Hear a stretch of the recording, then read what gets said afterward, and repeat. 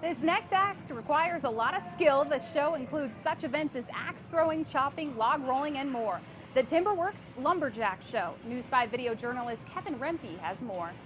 So here today we've got several competitions that you would see in the Timber Sports Series, and we're going to be demonstrating several of them.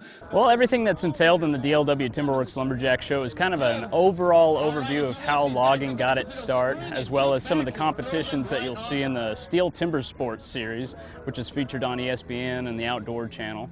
But we go through and we do several different competitions. We do chopping, sawing, speed climbing, log rolling, axe throwing, so all sorts of different competitions that you'd see in that.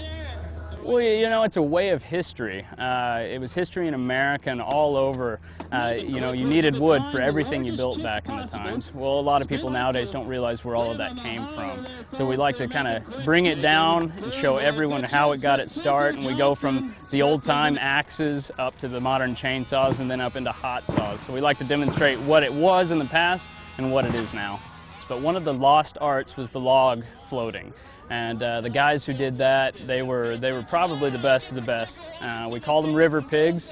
Their job was to run out on the rivers after they pushed all the logs in to float them downstream, and they would prevent those logs from getting jammed up.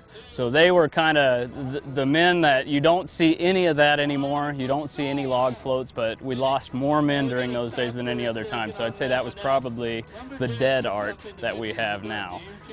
Yes, they're standing out on the logs as they're floating them downstream, and so if you've ever been in a flood zone, you know that logs don't just flow all the way downstream, they get jammed up.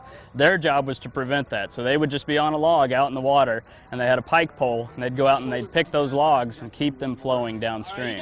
And we do a small competition that's based off of that, where two guys are on one log, and they compete to see who can knock the other one off. So that one's a lot of fun too, just by rolling it though. They can't physically touch each other, but that was a competition that started during those days.